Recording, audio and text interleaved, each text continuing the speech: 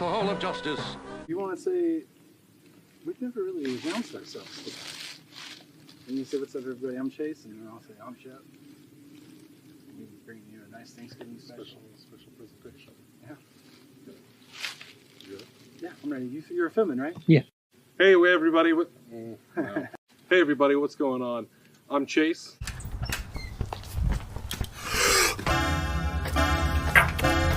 Oh, God.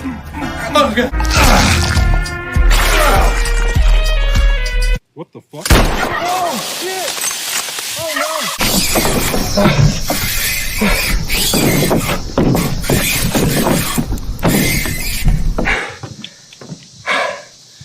Oh, shit. I'm Shep. I got stuff. What the fuck? Oh, man. Oh, no. What the fuck, man? What the fuck? I'm so fucking scared right now, guys.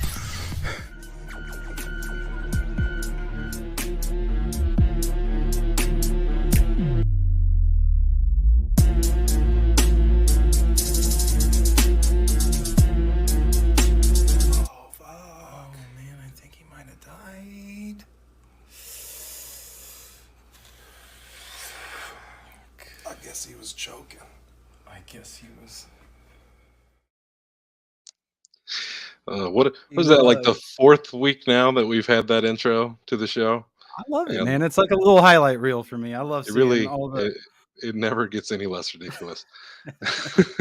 all the spectacular moments for over the past 3 years now that we've had. I know, yeah. In year 3, still hard to believe. And year 3 has been jam-packed with guests so far, and that's not slowing down Coming in hot, anytime man. soon. And today we've got Garrett Gunter with us from the band Ancient Ways. How you doing, Garrett? Good, man. How you guys doing? Fantastic. Not too shabby. Not too shabby. I don't. I So, love the intro, by the way. Oh, thank much you. appreciated. We try. We do what we can. Well, first off, from the jump, we'll just throw it up here. This is the Ancient Ways EP, In Disguise. You can find that over on Spotify or probably wherever else you listen to music, if I had to guess. Yeah. I gave it a listen. I enjoyed it. And it was actually kind of funny because the other day I was like describing your music to somebody, and when I described it, because I listened to it like a while back when Belle first told me about you, and I was like, yeah, it's not really my type of music. And then when I went back and re-listened to it the other day, I found it very amusing because it was like, it sounds so much like the rock music I do listen to that was such a false statement that I made. Definitely a lot of shades of System of a Down. I feel like it reminds me of Queens of the Stone Age a little bit. All bands I really, really enjoy. And so needless to say, I really enjoyed this EP. Well, thanks, man. I appreciate it. Yeah, we love those bands, and Royal Blood, and Soundgarden, and all that good stuff. A lot of influences, a lot of Tool. A lot of our new stuff we're recording now is got some Tool vibes to it. We're getting a little experimental with things, so it's a blast. Nice. Yeah. And what do you do in the band? I play guitar. Yeah, that's it, man. I play guitar. Like, tell me what to play and I'll do it. Shep, you were gonna say something? We got a long-time listener, first-time commenter here, Tyler Elms. Yeah. Love you, Tyler. Much love. No, I was just saying, like, that's really dope. I've heard you play. You played around here in Villa Grove over the years and whatnot. So I've actually got to probably step in and hear you play at one of these bars a time or two over my time. And I dig it, man. Yeah, I always dig it. Thanks, man. Especially from being from Villa Grove, of course. We got to give hometown love to each other. So I always give it some height. It's the big city, dude. It's where the magic happens. For sure. All the greats coming out of the VG. That's right. You guys opened for Puddle of Mud recently, right?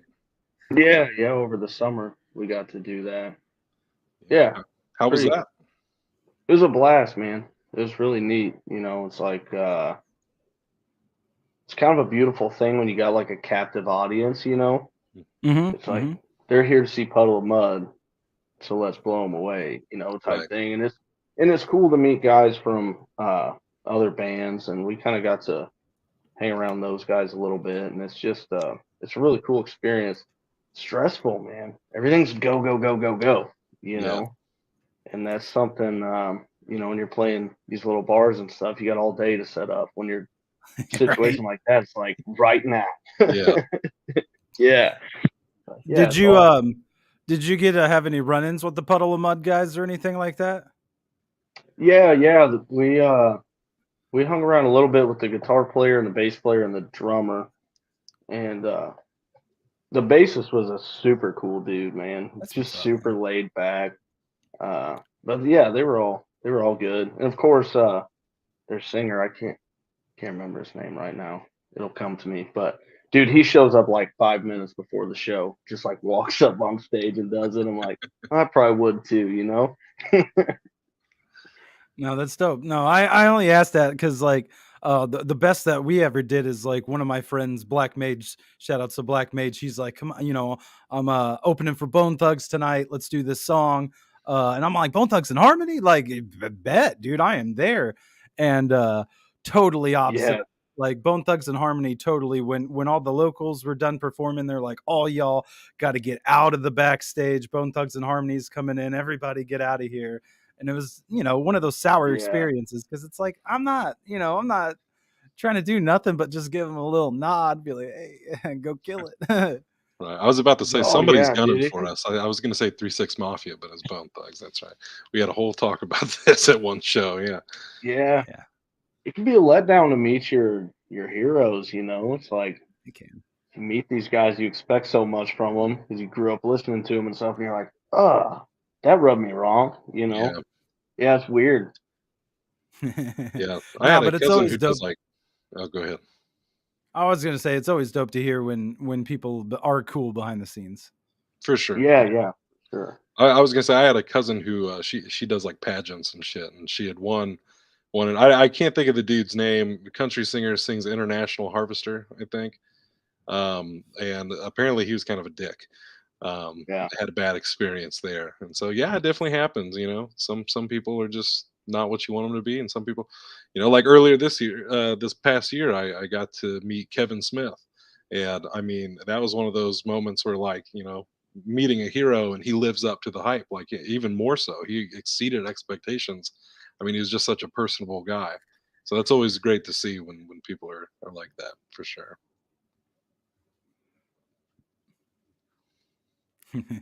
Don't everybody all fly off yeah. at once. You know who the coolest celebrity I ever met was? Who's Uh, that? yeah, uh, Martin Mull, dude, was the coolest celebrity I ever met. He was on like Roseanne and stuff. Okay. He Okay. was the most laid back dude in the world. So cool. Such a random person too. That is That is definitely. What was the circumstance? What was Yeah. the situation in which you met this guy? Well, my uncle's got an advertising agency. We were doing like this Firestone training video thing, and somehow they're like, "Oh yeah, Martin Mull's gonna be on this thing." And I was like a little kid, and he hung around, played guitar with me and stuff. It was really weird, but it was like the coolest celebrity experience. Like he was just the coolest dude ever. It was wild. Hell yeah. Hell yeah. that's what's up, man. I said some of the nicest celebrities I met was the Insane Clown Posse. I Really? met them I met them when I was a teenager multiple times. I was very into them back in the early 2000s. We've went over this plenty of times. But yeah, every time it's just like anytime I've met them, they were very, inviting, just acting like they already knew who you were. Everything's cool. Sit here for a second. Let's bullshit. I actually met Lazy Bone from Bone Thugs way back then, and he was cool then. So I don't know what happened. Uh, That's awesome. yeah. Yeah. I think musician wise, the only person, and I mean, it wasn't a very long, you know, meeting or anything, but Kyle Gass of Tenacious D was here in Champaign one year, and apparently one of my friends knew him and had like met him a few times before. But he played some show in downtown Champaign, and I had come to the show specifically to see Kyle Gass because I mean, if it wasn't for Tenacious D and the Pick of Destiny, I may have never wanted to direct movies. And I watched that shit on repeat forever when it came out. And I'm standing there like near this little alleyway, and a truck pulls up, passenger side door, like right next to me, opens up, and fucking old Rage Cage hops out the side, and he's right there next to me. I'm like, anybody else seeing this? And so I introduced myself, shook Yeah. his hand, grabbed a picture, and yeah, he was a pretty nice dude. Very brief I met encounter, but it was pretty I rad. met him that same night. I met him that Really, same night in an alleyway, and he was very sweaty, very that must have sweaty. been after because I saw him before the show, so you must have seen him after. He's very sweaty. He put I think it was on my left arm. He wrote a big KG on my entire Nice. arm. I've got a picture. I'll dig it up on Facebook because I've got a picture on my Facebook. I believe from that night because I didn't go to the show. I didn't know about the show, but we were up there drunk, going from one bar to the next in an alleyway, and someone's like, "Is that Kyle fucking Gass?" And we're like, "Oh shit!" It was fun. It's always nice That's to have awesome. those random bump ins. Around here you don't really get that too much. Yeah. I went to New York once, and it's like you'd see that you go around every corner, and it's like, dang man, it must be crazy living in a city like New York or L.A. For or sure. something, Yeah. Oh, that's how it just where was in you. Tennessee. You throw a rock and you run into somebody. I mean, it's just they're all over the fucking place over there. um, I know. Yeah. So I've definitely seen it from Shep's angle with the hip hop thing, and I mean, not just Shep, but several of my friends. The struggle that comes with being a hip hop artist. So I don't know if you can speak to if there's that same struggle with a rock band, or if you think it's a little easier being in a rock band, booking shows, getting people to show up, all that stuff.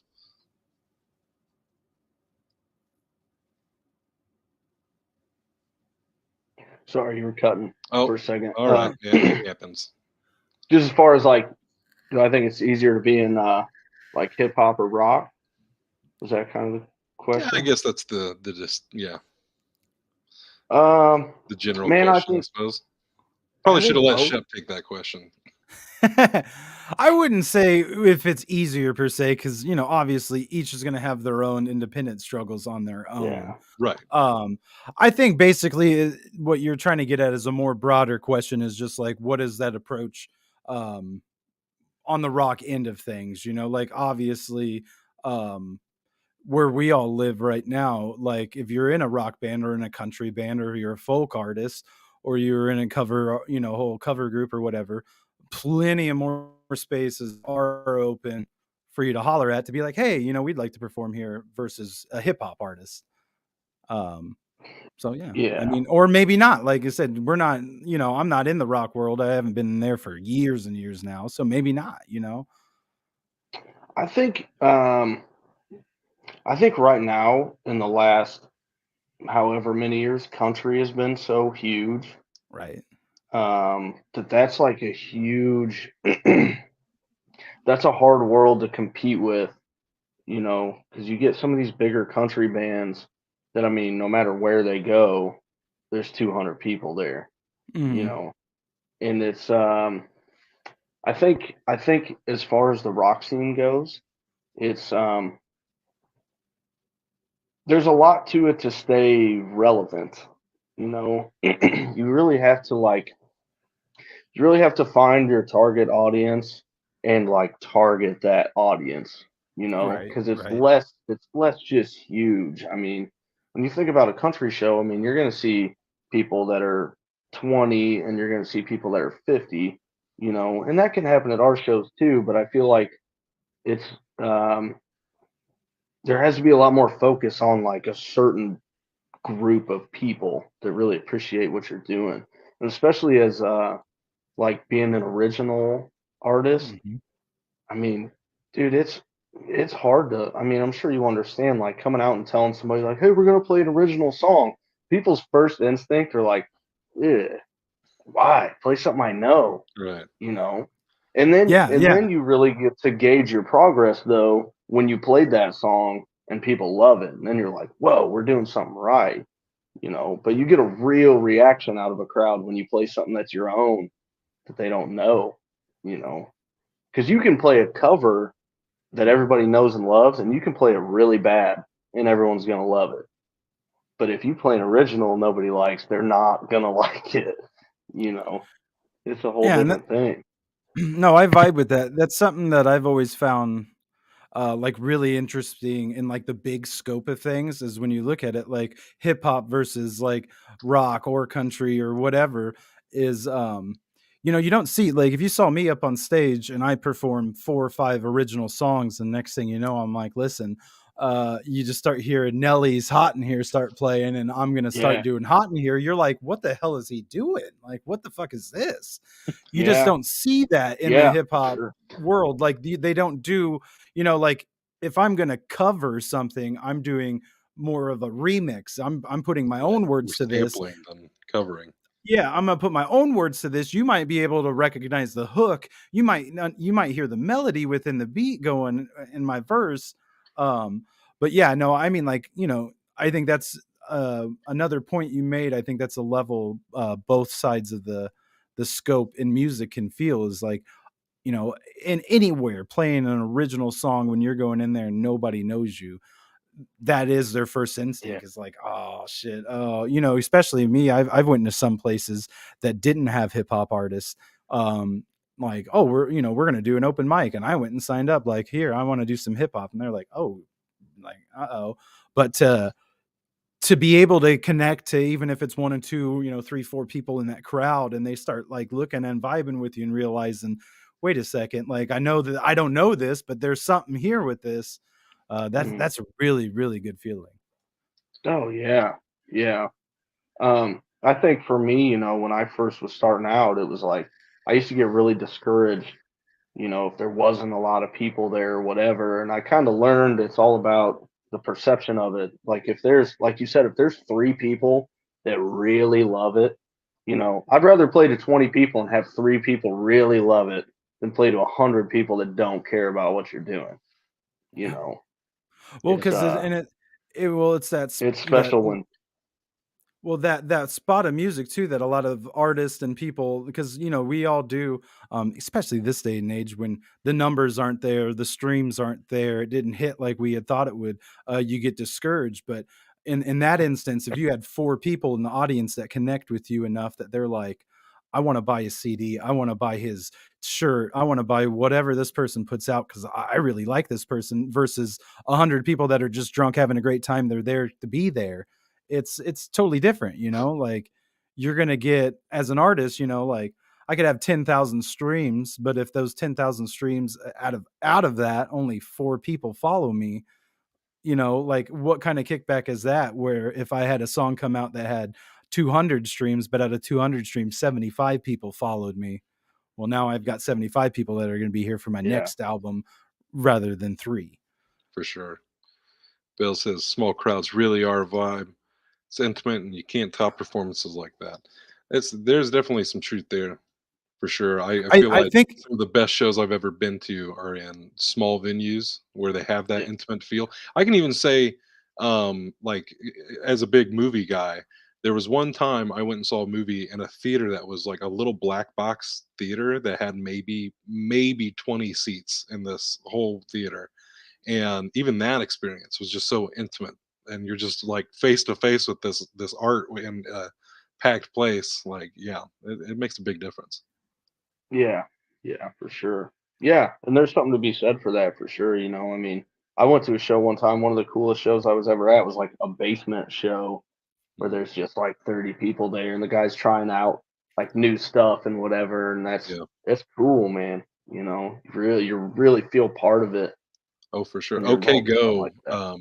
did a tour several years back where they were just getting ready to release their album Hungry Ghosts, And before the album released, they did a tour of smaller venues, and they came to the Canopy Club here in town. And then afterwards, they did more of like a stadium tour after they dropped the album. And exactly what you're saying, like I feel like they had a little more fun with it. It was more intimate. They kind of experimented a little more, made people more involved with the show. It was a Hmm. magical experience. And what you guys were talking about earlier, I can't speak to it as a performer, but having been so involved with the music scene, like, there have been times where I've been filming gigs for Shep or whoever, and seeing that difference of, like, when the crowd is just feeling it. Like, even for me, Yeah. I'm not even up on stage, but it makes me proud. Like, after shows like that, I'm just as amped as the guys who are on stage, because I'm so proud of everybody for the way they got the crowd just into it. And you can tell that they were vibing with the music. And I'm sure this goes for rock as well. I know we shot a rock show a few years ago with Dustin Danger and Yeah. people with Rebels Fair Collective. And that was another one where it's just like, they had some people who, like, not a lot of people were up near the stage, and didn't really care. But then when Dustin got up there, and the villains did their thing, and everybody was just, feeling it, getting into it. I mean, it's magical. It's definitely a fantastic feeling. Yeah. Dustin's got a thing about him anyway, man. He's like He a really does. magnet. Like Yeah, he's super talented, but he's a blast to go see. Yeah. Yeah. for sure. It's He's one yeah, it's we need to really get to those the are the show. shows I can't sleep after, when you get everybody all amped up. Mhm. Sorry, got laggy for a second. Concerts No, really when are you fun. just when you get everybody all amped up, man, I go home and like adrenaline, It's like can't sleep. Definitely. Yeah. I've had those just as an audience member before, where, some concerts it's like, man, I can't wait to go home and go to bed when it's over. But other concerts, it's like they just leave you wanting more. Like, you're just Yeah, riding that feeling. I know I had that when yeah. Kid Cudi played at the Assembly Hall many, many years ago. The way he closed out the show, Oh it yeah. just left you wanting more. It just left you on such a high that, like, everybody who left that show was just still on that high. I mean, we were driving past people who had their radios cranked up, just jamming anything. It didn't have to be Kid Cudi. They just wanted to keep partying. Like, it was just such a good time. Yeah. Yeah, Yeah. it's a Yeah. magical. And it's special. Yeah, yeah. And it's special people that can do that, you know. I mean, it was the same way. I saw Blink 182 like a few years back, and it was with the new singer and everything. But dude, it was excellent. It was the same thing. When it was a bunch of like grown up angsty teenagers, like people from Right. 25 to 40, like wearing Vans and stuff. Just like, and it was the same way. I did not want it to end. Yeah. It's it's special. Yeah, Definitely sometimes it's all special. about that energy that, the performers bring to the stage too. Because, like, I Yeah. mean, sometimes it doesn't matter how much you love the artist. Because last year, Shep and I and a couple of our buddies, we went and saw Wu Tang Clan, Yeah. and I love Wu Tang, and I have to say, they phoned it in a little bit. I mean, they definitely just kind of showed up and played the hits, and it was kind of disappointing. And, like, the Hmm. fact that the highlight of that show was that Busta Rhymes showed up out of nowhere, and he Yeah. brought the energy. I mean, he was there to put on a goddamn show, and he Yeah. did, and that's what we remembered. And that was the one part of the show where we were all like, like we were into it because of his And we're like, energy. Buster, Buster, Buster. Yeah. Yeah. Dude, and that's another huge thing people don't realize is like whether they realize it or not, they know, um, but they can feel the band's energy when Mhm. you're out there. Like if you're having a bad day or you're grouchy or whatever when you get out there, you got to leave it behind Yeah. because it ruins the show, man. I mean, when you see stuff like that, like you were talking about with Wu Tang Clan, like they just showed up and like just went through the motions, Mhm. you feel it. They're not having fun, neither are you. Yeah. It's super important to like get jacked up for a show, man. Yeah, I had the same experience with Rob Zombie as well. Love Rob Zombie, and, was really looking forward to his show, and he just kind of phoned it in that day. I mean, it was like when he was touring with his haunted houses. Yeah. And I mean, there were no pyrotechnics or nothing. I mean, he just came out, played the hits, did his thing. He's like, go fuck off to the haunted houses, like, so Oh it it no, it, that makes it me. happens. They do that. So Yeah, yeah, when was the yeah. first And I time? think the other thing people forget about, especially huge names like that, is like, dude, that's their whole life all the time. They never Yeah, get a Right, break from it, right, yeah, you right. know. So it's like feel a little sympathy sometimes for those guys when because it turns into work, you know. It's Yeah. fun, it but does. sometimes you have to make it fun because it's not always easy, especially those guys that are on the road all the time, and Hmm. it's a crazy life. Yeah, it's very true. I think that goes for really any sort of art. I mean, we've felt that, on our sets before when we're doing film projects. I mean, the energy that people can bring on the sets, and it's not always fun. I mean, sometimes it's just miserable as fuck. But you got to leave that behind, Yeah, and you have to make it fun and remind yourself why you're there. But yeah, yeah, That's why I'm glad I've never blown up with like a one-hit yeah, wonder. yeah, yeah. At the end of the day, it's something we get to do. right. Shep, what were you saying Yeah. earlier? I was just gonna ask, when was the first time you ever performed live? Like, when was that?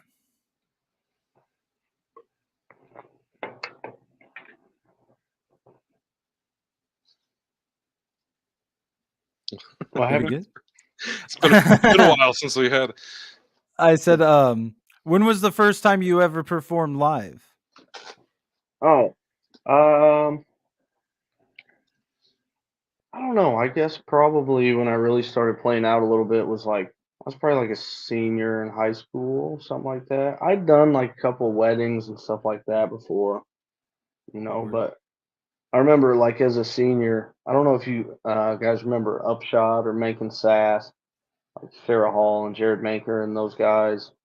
Um, but they were the house band at Bentley's, and I kind of got to know her, and she'd hit me up and be like, "Hey, you can come up here and play, just like don't be a dumbass." I was like 18. She's like, "Come up here and jam with us," but like, cool, dude. But I had a lot of fun with them, and that's where I think that's where I really fell in love with it. I'm like, I can do this, and I can get paid sometimes. Right, yeah. it's always nice. It's always Yeah, nice to get paid. Few yeah, and far yeah, between sometimes on this level of artistic, stuff. But when you do get paid, I feel like, you know, I get excited now for like $20. You know what I mean? Like I'll do oh yeah, something for like we've done stuff for our friends, just doing like voiceover work or camera work or whatever, and they're like, here's 20, $40. I'm like, really? Like, really? You're gonna pay yeah, me for this? Like, wow. And we've talked all the time about how, we want to remember these moments where we're excited about $20. We're excited about like, three people watching our show live. Like right now, we got seven people watching at this very moment. That's exciting for us. Like yeah, it's been pretty consistent this whole time. When usually it fluctuates, like, three, four people. And having this time and being excited about that, when in the future, like if we keep going and if we get bigger, the numbers, this is going to become a little less exciting. $20 isn't going to be as exciting, but it's a lot of fun. Well, and I think it kind of separates this stage, the stage I'm kind of at, the stage you guys are at. Like it kind of separates the men from the boys, because it's like people give up at this stage, Yeah. you know, and that's what's important not to do. People that work through it and say, "Oh yeah, I'm pumped about $20 and I'm enjoying what I'm doing." Right. Those are the people that end up going further, you know. Yeah, you gotta love it. Yeah. We've Because if talked about if that you're not recently. happy about $20, For sure. Yeah. We've talked a few times on the show about, I think when we shot summer camp was like, especially for me, it was my eye opener of like, okay, you've always talked about making movies and like this is like the most you're doing it. So oh, four of us are watching from JR's and VG. Hey, love ancient ways. Love to hear it. Love to hear it. Heck yeah. Um But yeah, when we shot summer camp, I mean, that was the first time for me that I had to kind of like face my dreams a little bit. And it's like, okay, well, this is what you wanted to do your whole life. And this is the reality of what this is going to be. Like, this is the work that's going to go into the fantasy that you've been chasing after. And you're absolutely right. I mean, that's when a lot of people, I think the other few shows ago, we were talking about like people hit certain levels where they're like, I'm out. I don't want to do that. Like I don't want to put in that much work. And so when people say, oh well, that's a saturated market, there's just so many people who want to do that. Not everybody makes it, because everybody hits those different levels and is like, yeah, it's not for me. This is too much. I can't handle this. And so summer camp was the first time I really had to be like, is this really what I want to do? Like, because this is stressful. Yeah. It's not fun all the time. But ultimately, at the end of the day, I was like, I wouldn't want to do anything else. I mean, this is just what I've dreamed of my whole life, and I knew kind of what went into it. But once that reality was there and we got through it and we had our end result, we were like, hell yeah, let's keep doing it. And we've only gotten better with every single thing that we've done. Oh But yeah, yeah. And when you see that finished product too, man, it's like that is, it's why we do it. It's like right. when we did the EP and stuff, like we worked our asses off in the studio, and when it's done, we heard it the first time. It's like, whoa, this is what, this is why we're doing this. And it's an amazing feeling. Hell yeah, it's a great feeling. Um, Shep, do you have anything more to add on music before I pivot the conversation? Do you do you do you just write like your guitar parts? Do you come up with any songs or anything like that, or like what's your guys' like creative process there?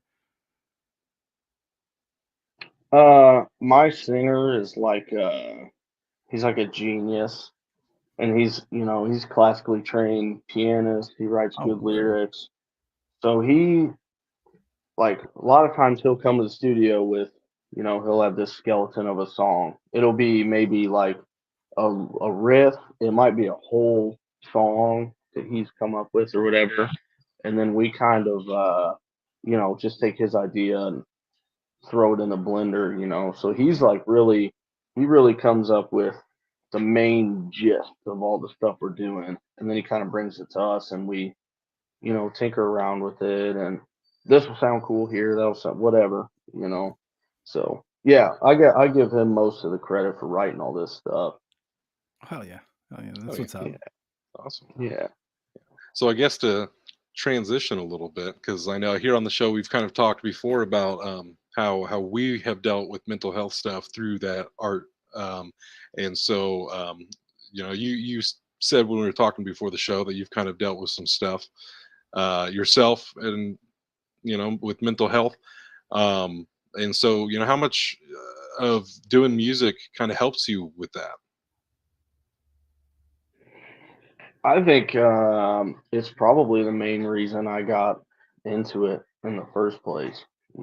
If I really had to really consider, why I really picked up music, was it was kind of it's a coping mechanism. It was something to feel, kind of get out of myself a little bit, and the creative process really helps me work through things, and it's a way to kind of, I'm sure you guys understand, kind of like be in your own little world for a while, kind of Mhm. forget about everything on the outside, and it's a great way to express whatever you're going through, whatever you're feeling. You write it down, you play it, and especially when people like it, it's like, it really makes you feel, uh, just better about what you're going through. And I think another part of it for me too is the community, because for whatever reason, I think that artistic people can be wired to have some of these problems. I don't know what it is. Mhm. It seems like it's a pretty common thing that artistic people also deal with a lot of this. I don't know if it's, Yeah. I think it's just how we're wired or something. And just to meet a group of people that are all into the same thing, and a lot of them go through the same stuff, it's kind of empowering to just all of it as a whole, in my opinion. Yeah. I think I had a different question before, but I forgot it. But I know you've kind of had a little bit of a sobriety journey. You want to tell us a little bit about that, and then I have a question, a follow up question, but tell us a little bit about your journey. Oh, yeah, just I think I missed a part of that. I'm sorry. It's all good. It's all good. It's been a while since we've had a guest that we're like, hello, hello. What Oh, news? I know. It's probably me too, guys. It could be me too. My Wi-Fi thing keeps flashing at me. Shep has this problem all the time. It's all good. It's all Thanks, Frontier. Yeah, yeah, yeah. No kidding. Just tell us a little bit about your like journey with sobriety, I guess. Oh yeah. For me, it was it just felt like something that I needed to do. Like it got to a point for me that I didn't really feel like it was a choice anymore. Um, I kind of look at it as like, you know, if if you're diabetic, you shouldn't eat a whole bunch of sugar all the time. Hmm. And for me, it's like if you're like me, you shouldn't be drinking. It just doesn't. It's and it's always for me as growing up. It's like I've always been like an escapist. It's like I want to get out of my head, so I'm gonna do this. To get Right. hide from this stuff. And I think in my opinion, like I don't really look at alcohol and drugs and stuff as like inherently evil. If from my point of view, like if you can go out and have some drinks and have a good time, like more power to you, you know. But I just can't do that, you know. Right. Right. And yeah, and it was getting in the way of music and everything I enjoyed. It started to become my life was revolved around it, and it was kind of one of those things like, hey, this is where all my problems are coming from, you Hmm. know. Right. I vibe with that, man. I dealt that a few times throughout life, especially within doing the hip hop music. Drugs, alcohol. That's what Yeah. everybody wants to rap about, make songs about. So, when the boys would come through to record some music, we'll have to have a fifth of whiskey to drink, and then that's fine for a while, but the next thing you know, that Mm. just turns into just drinking the fifth of whiskey and then freestyling, and then that turns into just drinking the whiskey. So you definitely have to, pull yourself back to Yeah. reality and ground yourself on, where you want to be and where you want to go in life. And, it's been the same. Like I didn't have no problems personally with alcohol, but I just drifted away from it after a while. It just became like, why even, like, I don't even care to drink it. Mhm. Yeah, yeah. Well, Bell just threw in this question. I was about to ask you this, but along the lines of what Shep said, does being in the music scene ever make it harder at all as far as playing a lot of bars and the vibes around you? I think at first it was scary, Mhm. um, because I actually went to treatment and did all that stuff, and it was like that was a huge fear of mine when I was there was, am I ever going to be able to go play music again? Yeah. And there was even certain music that I like to listen to that I couldn't listen to for a while. It just it brought back all that stuff for me. And so when I got back, like I was gone for almost 2 months, and when I got back and kind of like got back in the groove of things, like I did have to take a little break from it all, because it was yeah, it was hard, but now it's even more rewarding than it was before. Because like there was, I mean, I've played a lot of shows that I don't remember, you know, and Right. now and who knows how I played or what I said or whatever else, and now it's like, dude, I have organic confidence, like I've That's great. learned learned tools and just ways of thinking about myself and other people and what I'm doing, and um, it's really taught me to just be present, like really be there. And it's an amazing feeling to like really be in the moment, playing music with your friends and just connecting with the crowd and stuff. Like it's wild, dude. It's way better than it used to be, you know. And it's a lot more rewarding too. Oh yeah. And I play I a feel lot you, better. man. Yeah. And I I vibe with what you're saying about it being like scary at first and mhm. whatnot. It's just such a, it's such a normalized thing that, like even me, I'd go up because I never lived in town. And I've always, been one that's like, I'm not trying to get, shit faced hammered and drive. So when I'm driving up to Champaign to play a show, I'd always be like, well, I got to drive home. So I can't really drink. And, it's just one of those things like you walk in the door, some other, artist, band, whatever's there. They see you, hey, come over here. We need a round of shots. It's like, no, no, it's like, that anxiety that creeps up to Mhm. be like, I'm going to get looked at. Everybody's going to be like, you're weird. You're not cool. But then once you go into that space and you're like, nah, man, I'm not trying to drink tonight. I got to focus on my performance. And then I'm driving home later. And then they're like, yeah, that's cool, man. That's what's up. And then you realize like, oh shit, thank, goodness we're up here now in 2023 where you can be on stage and be like, nah, decline a shot from an audience member. Like, nah, I ain't trying to take a drink of something that you're giving me. And everybody's like, that's cool. Yeah, yeah. And it is weird. Like, I was at a bar one time. It doesn't matter where it was or anything, but like this dude kind of started making fun of me because I went up to the bar and just ordered like a Sprite or a water. Oh, hey, what's up, Carla? The JR spam. I love those people. But I just walked up to the bar and ordered like a Sprite or a water or whatever, and this guy was like kind of making fun of me, and I'm like, whatever, dude, Yeah. But I learned my line that I always use. I just say, "Oh, I've had enough.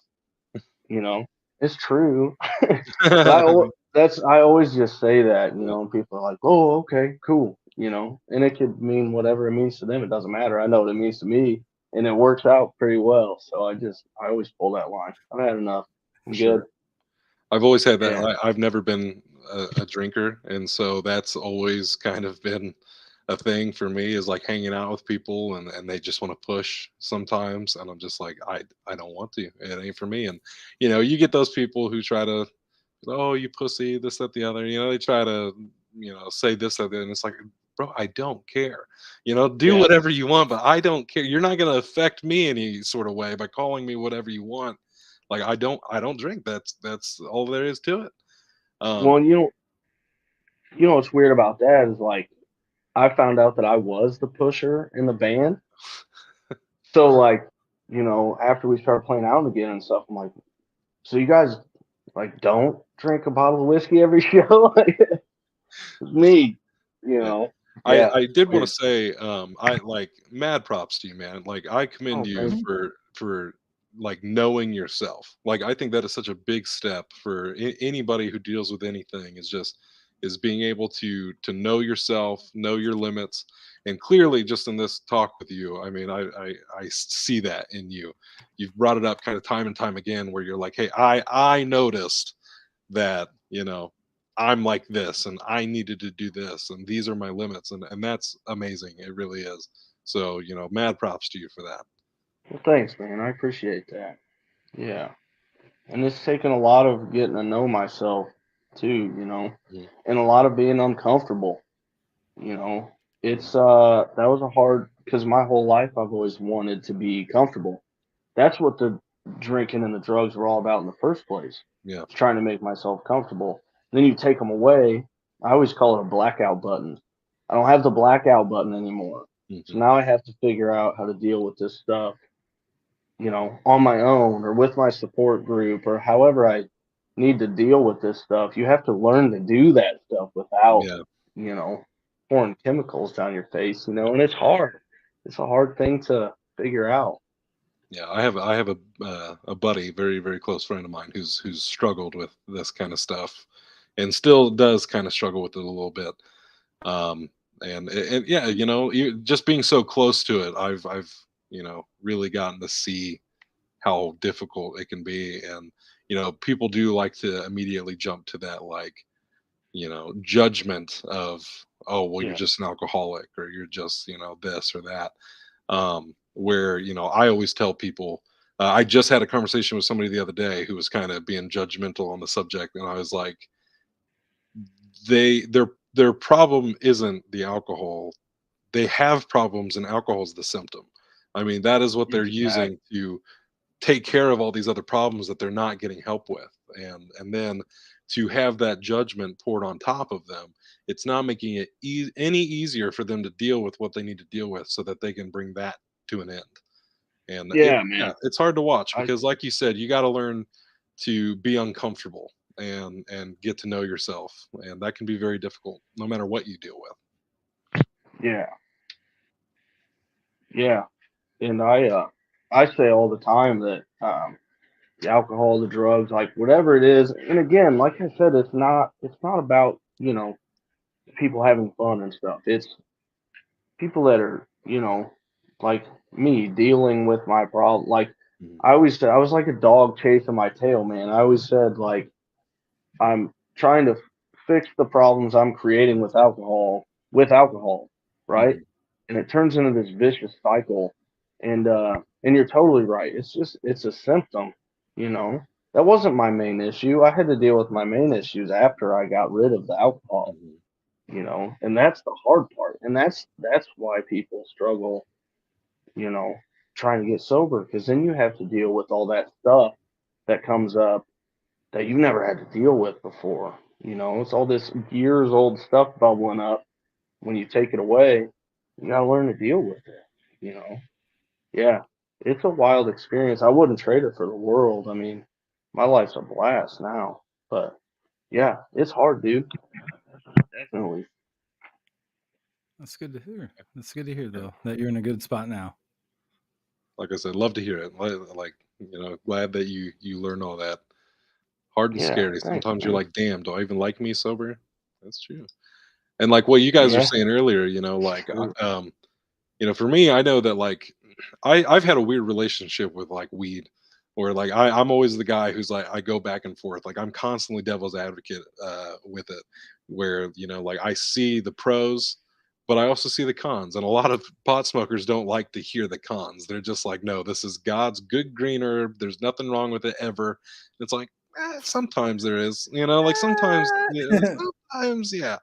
And I've had that thought process, like what he was saying earlier about showing up to the studio with whiskey. Like I've had that problem. He and I both have had that problem with going to the studio and everybody's like, yeah, let's, we're gonna smoke up, and then next thing you know, no work is getting done. Everybody's just smoking weed and fucking Yeah, around, and nothing is getting done. I've had to. I sometimes I've had that worry of like, well, I don't know, will I be as creative, if I stop smoking weed? But it's like I feel like when I'm at my most creative, it's when I'm sober, because I'm in an uncomfortable position. It makes me look. I'm a writer, so I feel like it's actually kind of killed off some of that creativity when I'm not in the shit, and it yeah, forces me to look at these things and come at them from a creative angle, and kind of, especially when I'm writing like dialogue or characters and stuff like that. Like before, I had such a grasp on it because I didn't smoke weed or anything, and I was able to look at these human struggles and put them down on paper a lot easier because I was struggling and I was dealing with it rather than just numbing it with marijuana. And then you also have that thing of like, hey, am I less cool now? Like this is yeah, what everybody else does. Like, what the fuck am I supposed to do when I hang out with my friends? And recently for me, like I've had to quit smoking, like just period. Like, I'm probably fine to take edibles and stuff, but smoking's just really fucked with my health. And it sucks yeah, because everybody around me still smokes weed, and like I feel a little left out. But I'm just kind of getting to a point now where anytime I have like slipped up and I smoke, I'm immediately like, and this is why you stopped. Like this right here is exactly why you stopped, because now you feel like shit, don't you? And I'm like, yeah, I do. yeah, And it's hard to keep doing that to yourself, but I'm at least grateful that I'm the kind of person that does learn those lessons, and I'm not just going to keep doing this to myself. And I think there's an element of feeling a little fake too, because Shep and I still do so much stoner comedy And like here I am, like because last year we were filming our 420 special, and I had just quit smoking weed while we were filming it, and so it was kind of weird to be like doing both at the same time. But like I still, like you said, I don't think it's inherently evil or anything like that. I have nothing against it. I still love the culture of stoners and whatnot. So there's still a respect and love there, but I The don't. dude, one of the dudes in Half Baked didn't smoke weed. That's Yeah. So true. I think you're fine. I think you're Thanks. fine there. Thanks. My Yeah. mind is. I can sleep better tonight. But something you were talking about earlier that I did want to touch on that I do think was one of the things that like where you were talking about like everybody like in my music world, yeah, you show up to the studio, everybody's I gotta get stoned first, we gotta smoke, we gotta, do this and that. But I've always told people, because I've done it now for 20 years, and I told people, man, what's setting aside these other people from you guys is they're coming in and they've gotten to themselves to a level of brand from themselves that they're coming in and treating this as work. They're coming in here and, they're putting in hours in their craft. They're not having any substances, water, food, and stuff like that. But they're really focusing in on that. They're saving that shit for when they're done. They go home at the end of the night. You can go do whatever you feel like doing. But I never wanted. I always didn't like that for myself. I always felt like if I had to be in some sort of state, whether drunk or stoned, in order to record vocals for a song, it's like is that authentically me though? Like I didn't even like it. So Yeah, mine's a toss that's up. You never know. no, that's yeah, that's a really interesting point because like when we were recording the EP, I was still drinking at that time, and like through the whole process, I was like I wasn't getting drunk. I was like maintenance drinking, you know, to get through these sessions and stuff. And now going back to the studio, working on this stuff we're doing now, it's like it's a whole different world, dude. I mean, I'm doing in 2 takes what was taking me 8, and like I feel like even listening back to some of my playing and some of the ideas and stuff like that, it feels like me now. Not that I'm not proud of the EP, like I love that stuff and I'm proud of it, but it's so much easier and more focused and just yeah, it's incredible, man. It's a whole different thing. And I don't have a Yeah. problem with people that like, we're recording or whatever and you want to smoke a little bit or you want to have a drink, like I do your thing, man. That's fine. It just doesn't work for me, you Right. know. Yeah. And that, Exactly. Yeah. yeah, Yeah, that was one of those hard lessons while we were on set that like, sometimes, when you're making movies, it's a lot of fun. And so sometimes it's like, yeah, we'll get a little stoned beforehand. Shep and I will smoke before a scene or something. And that's I feel like fine, more so when you're an actor and just an actor, but when you're somebody like me who's like directing and producing and acting and doing fucking everything all at once, you got to be a little sharper. You got to be a little bit more on your toes, especially when you're wrangling like so many people and having to do so many things. I learned that the hard way for sure because we had some rough days on set where I'm just like, fuck, I should not have smoked before this because now I'm just like yeah. not giving my all to this. But yeah, um, Yeah. Well, I didn't realize how not on my toes I was till I was on my toes. yeah, yeah, Like, yeah, yeah, But that's what it's about, man. Every project I work on, I just aim to improve the last project I had done. mhm, So yeah, yeah, for sure. Yeah, that's the beauty of it. It never stops. You just keep going, never. it's never done. You're never done. yeah, Yeah. yeah. All right. Well, I guess we got to hit these one time for the mind. Somebody angry? A little angry react? My goodness. Someone's in their feels. We're Okay. sorry. We apologize. Hey, We're trying to yeah. I do mean, better.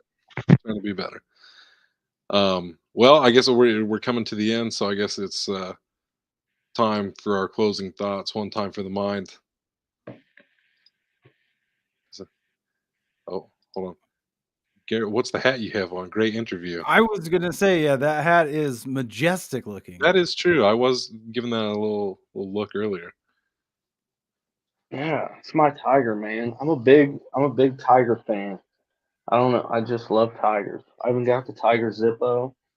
Mm, Oh, okay. Word. just Yeah.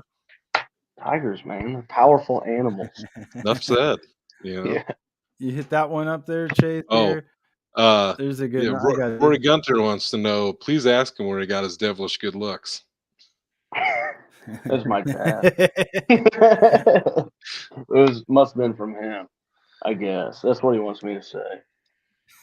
I know I got my nose and my belly from him. He'll love Oh that. man, well now he's got it on record. He can go back here and clip that out and always throw that in Yeah, your face. And yep, that's you right. got it from me. All right. Yeah. So one time for the mind. What are our closing thoughts here? For me, I think A, do what you love and keep doing it and doing it and doing it and never give up. And B, um, if you need help with something, ask somebody that can help you. You know, you can't get help if nobody needs you, if nobody knows you need help. You know, that's True that. something I always preach, man. Reach out. If you got to reach out to me or whatever, just reach out. Somebody's going to be there to help you. I promise. That's my big thing. I vibe with that, man. The DMs are always open. Yeah, yeah, most definitely. Yep. Yeah. I Oh, guess I'll you got go. one, I Chase? suppose. Yeah, Yeah. sure. Um, uh, I had one. You threw me off, so threw off my groove. Um, yeah. Fuck it, Shep. You go because you threw me off big time. So I gotta regroup over here. One time for your mind. I got it. According. Know yourself. Know yourself. Really take the time to be uncomfortable and get to know yourself better because it goes a really long way. I know, for me, we've dealt with different things, but that was my approach as well when I was really dealing with mental health issues and my seizures that I have and stuff. I really had to get into that uncomfortable place and just start getting to know myself better. And also, just there's it's kind of a different note to go back to the first half of the show. Um, just go for it. There's always going to be an audience. Like Garrett said, even if it's those 3 and 20 people that love your stuff. Garrett, you said before the show you complimented us on having these talks on Mondays and stuff, and um, it's the same thing with the music. Like whenever we hear things like that, like those are the comments that are like, you know what? Fuck yeah, we're gonna keep going. Then we're gonna keep doing this because just even if we hear it from 1 or 2 people, that they're like, hey, we love that you do this. It means the world to us, and it makes us feel like we are getting across to somebody. So keep going for sure. Well, I can see how you lost that train of thought. Oh yeah. All right. So one time for the mind. All right, here we go. So according to the iPhone, year one started January 1st, was on a Saturday, right? So that means that we intended for life to be a party, and that means go out and enjoy yourself. Um, there's so much cool shit, like Garrett, you guys got an awesome band. I'm hyped to hear your next album. Whatever that means, just don't overdo it. And if you do find yourself in a bad spot, like there is, like these guys have said, there's 7 billion of us on this planet. Reach out to somebody. There's definitely somebody out there that gives a shit. I promise you this. Like in my depths and darkest of moments, I've had people from who knows where. I mean, I got hype over some dude comment on my video, I'm your biggest fan in Iran. It's like, well, hell yeah, dude. Like, I didn't know I was getting spun over there. That's Yeah. awesome. So life can always get a little bit more Gucci. If you need to reach out, please do so. These days you're going to find plenty of support all around you. One time for your Facts. mind. Facts. Don't be scared to talk about it. Yeah. One more time Yeah. for the mind. That's an extra one. One That's for more you time. guys. Right. That's right. But one, and also one more time for the people. Ancient Ways Ancient in in Disguise. Disguise EP. You can find at Spotify or wherever else you like to listen to music, Apple Music, the other places. It's Yep. all it's there. It's there if you Yep. want to listen to it. So go and check it out. It's good stuff. Garrett, thank you so much for Oh yeah, thank you, joining James. us. And Shep, thank you Yeah, for thank you silencing your guys. cell phone. Hey man, that was my nap alarm from yesterday. Glad you're up. Yeah. Well, yeah. Garrett, good on you, man. Thanks for joining Awesome. us. Yeah. It's been a Yeah. great talk. Thank you for being Oh here. yeah. Thanks, been man. a- Yeah, I appreciate it, guys. Thanks for having me. Absolutely. Well, we got what last minute comment. Bravo for the 3 men advocating to speak your mind. It's okay. Great job. Loved it. Thank you for Thank tuning you, in, guys. all of Thank you you, guys. We appreciate it. Until Yep. next Monday, we have the lovely another musician joining us next week, Alex Duquette, and we have a special set of his dropping later this week as well. So, with that, peace. Smooches and deuces. Wait.